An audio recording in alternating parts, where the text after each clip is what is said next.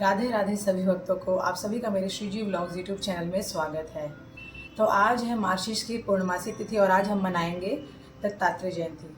जैसा कि अपनी पिछली वीडियो में हमने चर्चा की थी भगवान दत्तात्रेय के पूजा मुहूर्त की और पूजा विधि की और उनके जीवन के महत्वपूर्ण विशेषताओं की, आज हम बात करने वाले हैं उनके जीवन से जुड़ी हुई या फिर हम कह सकते हैं उनका जन्म क्यों हुआ, उसके पीछे की क्या कथा है। आज हम उस कथा की चर्चा करने वाले हैं। आज मैं आपको वो कथा सुनाने वाली हूँ। तो चलिए शुरुआत करते हैं।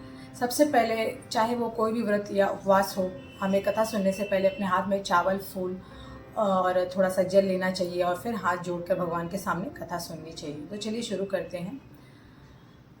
भगवान दत्तात्रेय के माता पिता, जिनका नाम है, जो सप्तऋषि में से एक अत्रि मुनि और माता अनुसुईया थे, उन्होंने बहुत ही कठोर और कठिन तपस्या की थी, साधना की थी ऐसे पुत्रों को पाने के लिए जो कि भगवान ब्रह्मा, विष्णु और महेश जैसे तेजस्वी और बलवान और शक्तिशाली हों, और इसलिए उन्होंने बहुत ही कठिन और घोर तपस्या की थी। माता अनुसुईया के प्रतिव्रत धर्म की चर्चा तीनों लोकों में थी, इसलिए तीनों देव माता अनुसुईया की बहुत ही प्रशंसा करते थे उनके प्रतिव्रत धर्म की।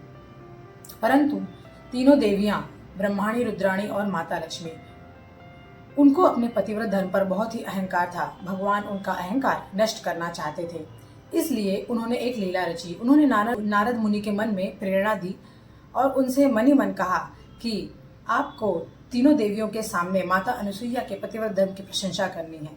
इस पर नारद मुनि तीनों लोकों में विचरण करते करते तीनों देवियों के पास गए और उन्होंने तीनों देवियों से यही कहा कि माता अनुसुईया के प्रतिव्रत धर्म का तो क्या ही कहना, उनके प्रतिव्रत धर्म की तो किसी से तुलना ही नहीं हो सकती। तीनों देवियों ने ईर्ष्यावश अपने तीनों देवों से माता अनुसुईया की परीक्षा लेने के लिए कहा, जिसके कारण तीनों त्रिदेवों ने ब्राह्मण का रूप धारण करके अत्रि मुनि के आश्रम में पहुंच गए। उस समय अत्रि मुनि अपने आश्रम में उपस्थित नहीं थे। तीनों देवों ने ब्राह्मण का रूप रखकर अत्रि मुनि के आश्रम पहुंचने के पश्चात उनसे भिक्षा मांगी।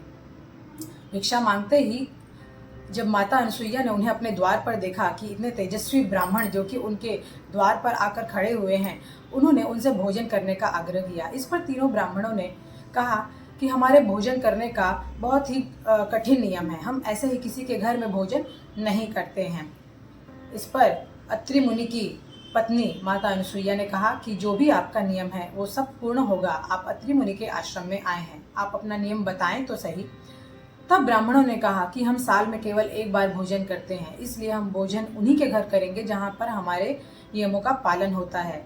और हमारा नियम यह है कि जब आप हमें निवस्त्र होकर भोजन कराएंगी, हम तब भी भोजन ग्रहण करेंगे। इस पर माता अनुसुईया हड़बड़ाई और उन्होंने सोचा, अरे इतना विचित्र नियम।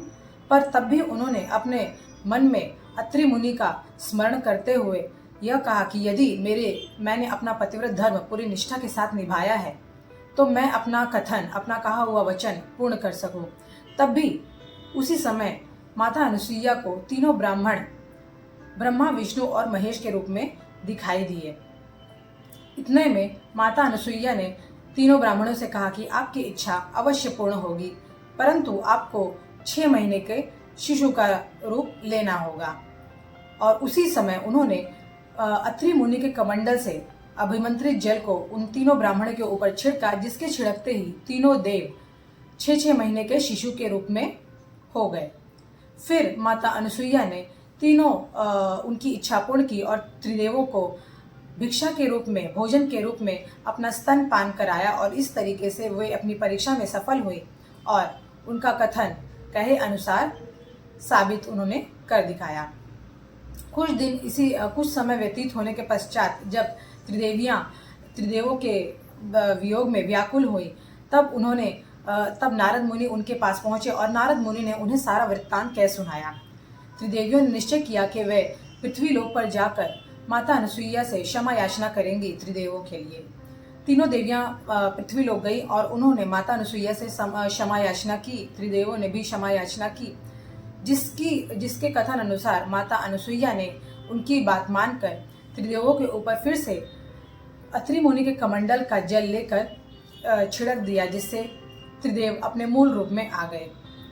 माता अनुसुईया से प्रसन्न होकर त्रिदेवों ने माता अनुसुईया को वरदान मांगने के लिए कहा। माता अनुसुईया ने कहा कि मुझे वरदान स्वरूप आप तीनों अपने पुत्र के रूप में मेरे गर्भ से जन्म ले। मैं यही मेरी इच्छा है और मैं यही चाहती हूँ।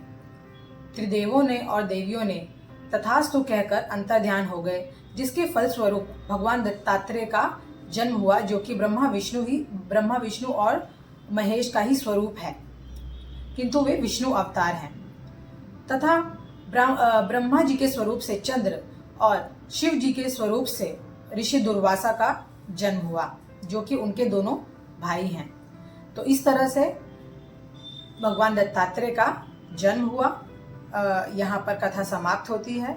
तो बोलिए भगवान दत्तात्रेय भगवान की जय।